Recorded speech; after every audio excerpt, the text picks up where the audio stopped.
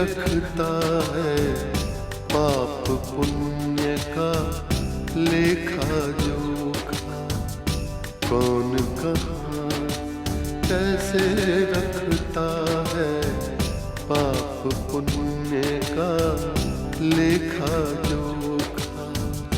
ओढ़ के चादर तू गुरूर की, ओढ़ के चादर तू गुरूर की, देता अपने आप को धोखा।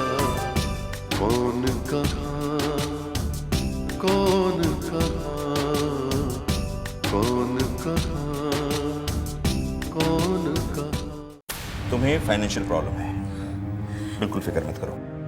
मैं जग्गू से कह के तुम्हारी ये प्रॉब्लम सॉल्व करा दूंगा।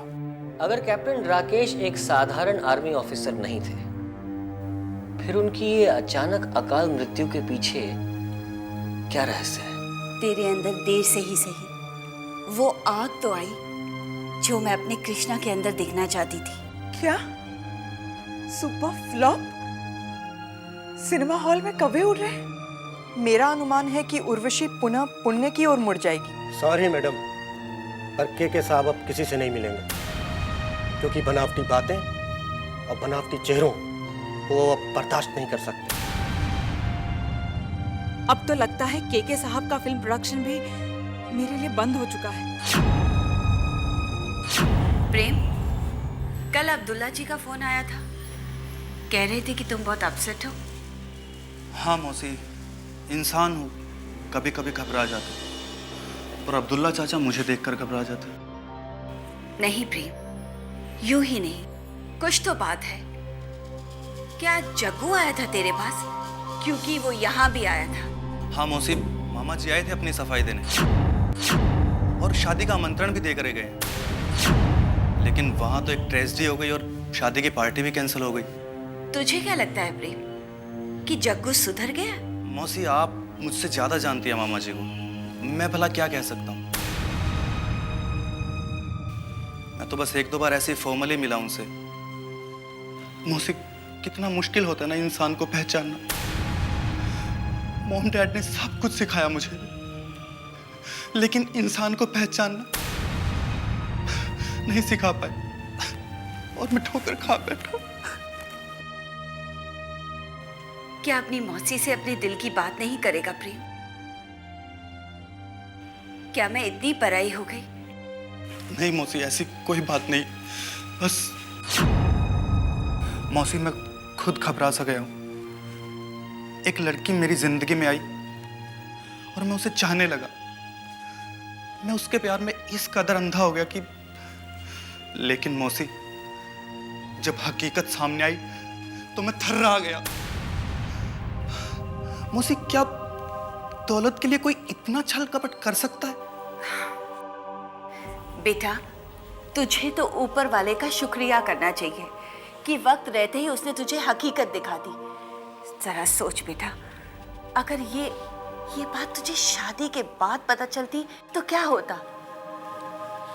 हाँ मौसी, मॉम डैड शायद मुझे इंसान को पहचानना तो नहीं सिखा सके, लेकिन वो सब कुछ देख रहे हैं। उन्होंने मुझे बचा लिया मौसी। बात पैसे की भी नहीं है मौसी, वो लड़की कैरेक्टरलेस निकली। बेटा, वैसे तो मुझे ये पर्सनल बात तुमसे पूछनी नहीं चाहिए, लेकिन क्या उस लड़की का नाम बता सकते हो? Film star Urvashi.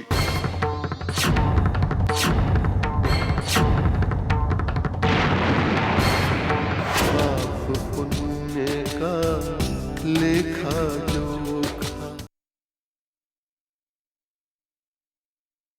पाप पुण्य का लेखा जोखा।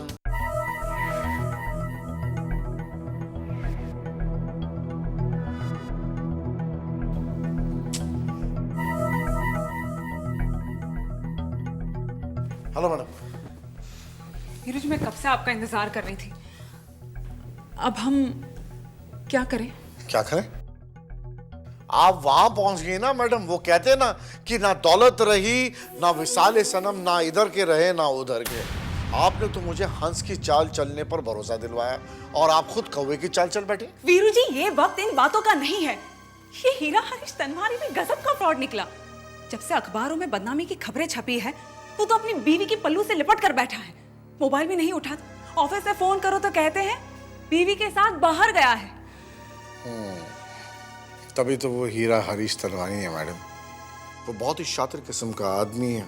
घाट घाट का पानी पिया है उसने, और इस वक्त तो अपनी बीवी का पल्लू पकड़े हर पार्टी में दुनिया के सामने ये जताना चाहता है कि वो अपनी बीवी से कितनी मोहब्बत करता है। और आपके साथ वो क्षण सिर्फ एक स्कैंडल था। खैर छोड़ो, आगे मुझे क्या करना। मेरे लिए तो सारे दरवाजे बंद हो गए वीरू जी।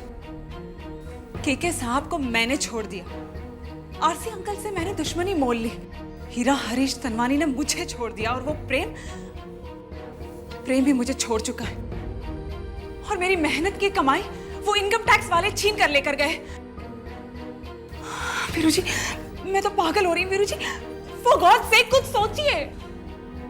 प्लान तो है मैडम, पर वीरू जी, इस वक्त मुझे आपका हर प्लान मंजूर है।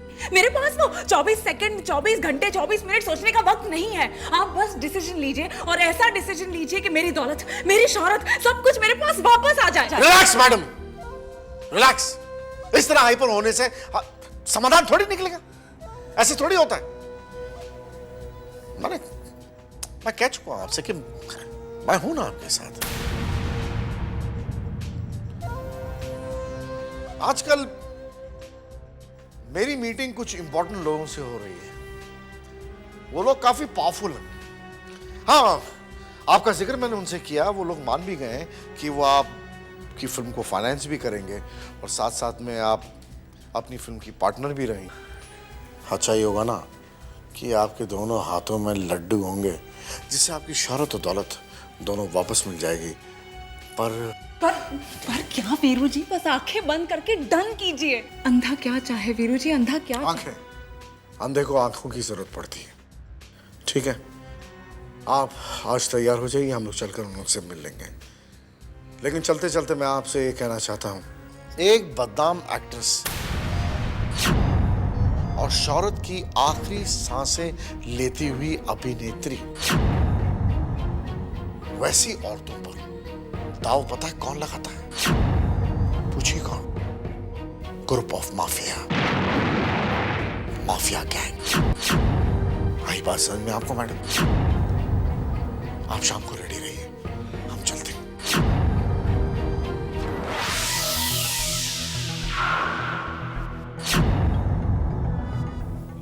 वाह स्टार उर्वशी, वाह। कहां से कहां आ गया तेरा सफर। अब वक्त मजबूर कर रहा है तो तमाशा देख ही लेते। शरीफों की शराफत तो देख ली, चलो अब बदमाशों की शराफत देखी जाए।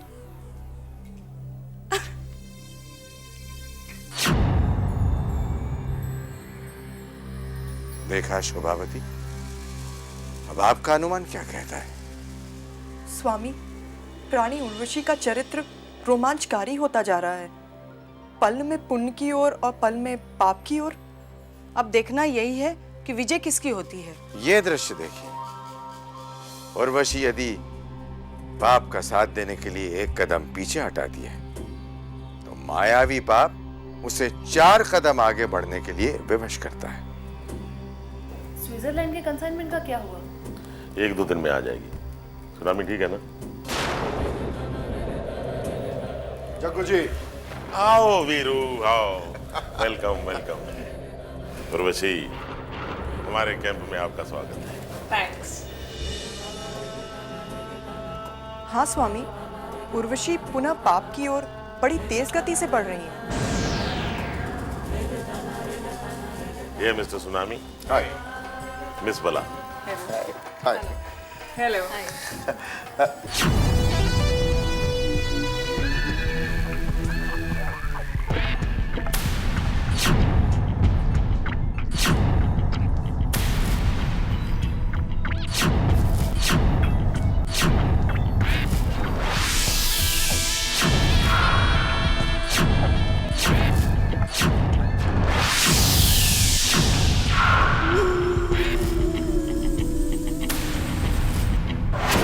पुण्य का लेखा जोखा, पाप पुण्य का लेखा जोखा। वेलकम उर्वशी। भगवान ने आज हमको फिर एक दूसरे के आमने सामने ला करके खड़ा कर दिया है। आज परिस्थिति बदल गई है। तुम अब दुनिया की हकीकत को अच्छी तरह से समझ गई हो। वो हकीकत जो मेरा बेवकूफ बेटा आज तक नहीं समझ पाया। खैर, बीती ताही बिसार दे आगे की सुतले। मैं ही हूं डॉन बालेश्वर सिंह।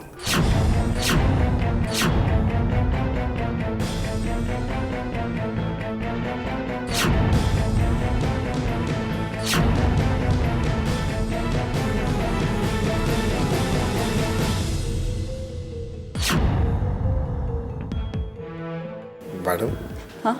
क्या हो गया आपको? डॉन हाथ बढ़ा रहे हैं, हाथ तो मिलाइए। सॉरी। हेलो।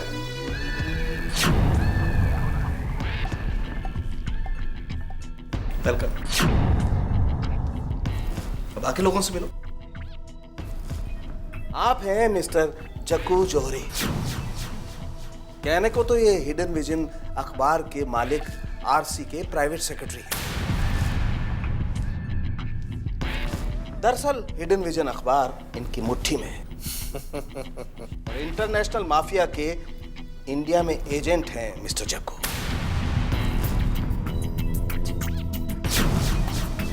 हेलो। हेलो। और ये है मिस्टर सुनामी। जैसा नाम वैसा गुण। अपने दुश्मन को पलक झपकते ही ऐसे निकल जाते हैं जैसे सुनामी की लहरें। हेलो। हेलो। और ये है मिस बला। वाकई बला। अपने दुश्मनों के लिए गजब की मुसीबत। हाय। हाय। और ये रूपा मेरी पत्नी। इन्हें तो तुम जानती हो। तो आज की कार्यवाही शुरू की जाए? प्लीज। वेल, तो आज उर्वशी जी हमारी ग्रुप की मेंबर बन रही हैं, हमारी माफिया टीम में शामिल हो रही हैं।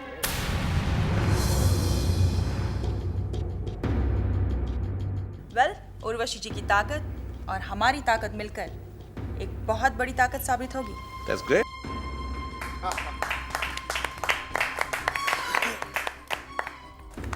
वेल, अब मैं मिस बला से रिक्वेस्ट करूंगी कि वे उर्वशी के लिए सोचे गए काम उन्हें प्लीज बताएं। थैंक्स रूपा। मिस उर्वशी, आप फिल्म स्टार हैं और अब हम ये चाहते हैं कि फिल्मों में लाखों करोड़ों रुपए लगाएं और कमाएं। और आप अपनी तरफ से हो सके उतनी हमारी हेल्प करें ताकि हमारी ताकत बढ़े। एक मिनट, मेरी एक शर्त है।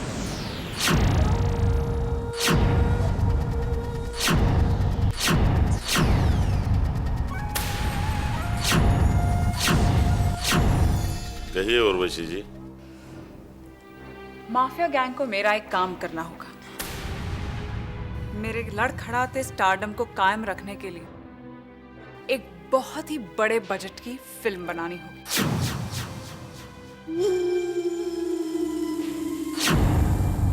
जाहिर सी बात है उसमें काम मैं ही करूंगी, लेकिन उस प्रोजेक्ट में मैं पार्टनर भी बनूंगी।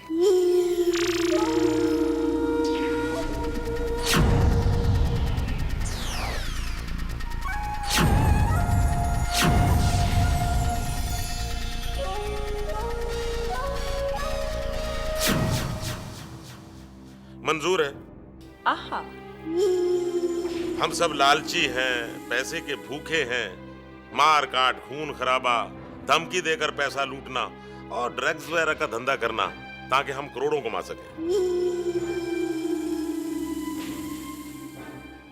मिस उर्वशी, आप भी कमाएंगी, मगर आपको एक बात याद रखनी होगी कि जो एक बार यहां आता है उसके लिए बाहर जाने का कोई रास्ता नहीं है।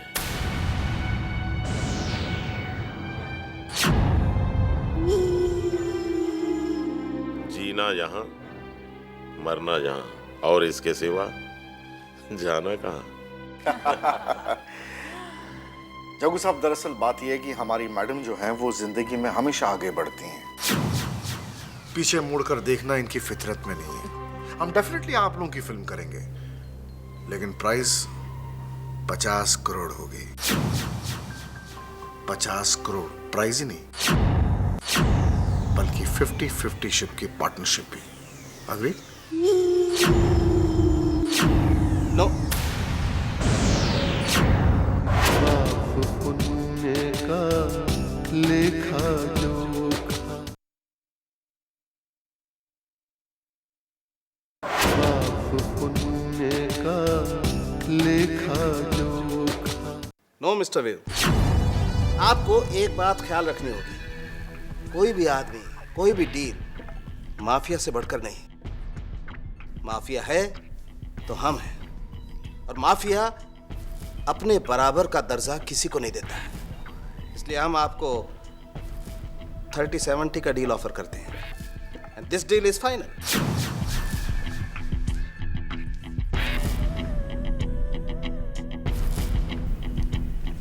Okay, the deal is final. That's great. Payment की शर्तें आपको मिस्टर सुनामी और मिस बला बता देंगे। हम आपके साथ अगले हफ्ते सिंगापुर जाना चाहेंगे। वहां एक बड़ी डील है। आपका स्टारडम हमारे वहां काम आएगा। वीरू जी आपको डेट्स वगैरह समझा देंगे। अब काम है तो काम करना ही है। हम सब एक जो हैं। So, no problem. और आज की मीटिंग यहीं खत्म होती है। Okay. तो चले? Yes. Okay sir, see you. Thank you. Okay Jaggu ji. Thank you very much. Goodbye. Bye. Let's go. Jaggu ji, जी इस सिंगापुर वाले डील की क्या बात है? हाँ, वो लौट के बताता हूँ।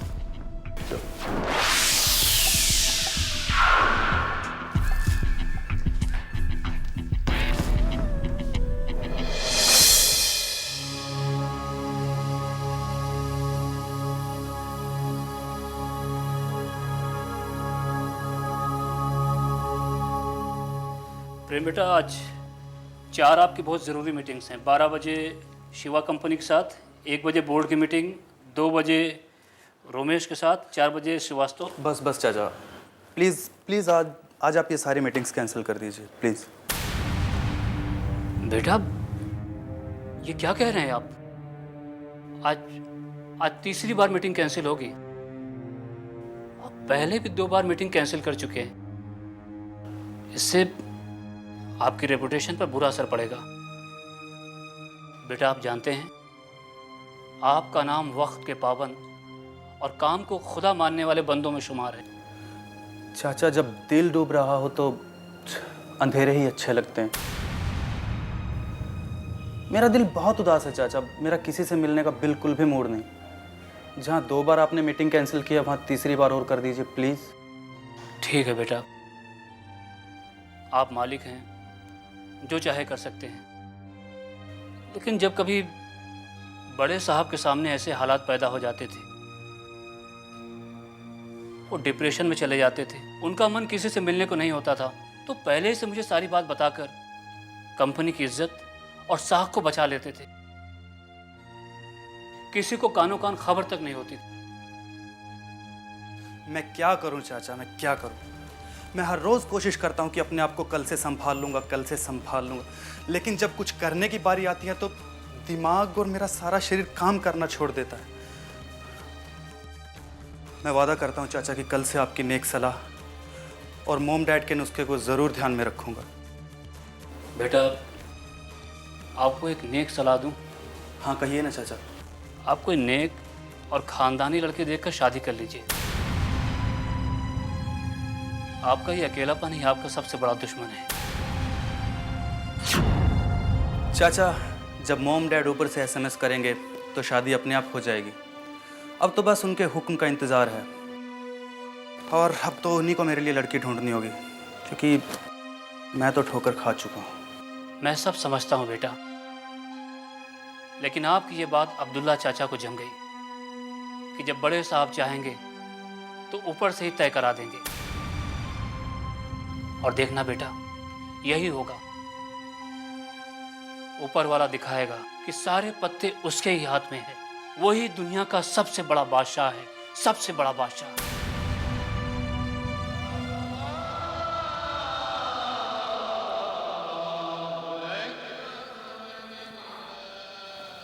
आमीन।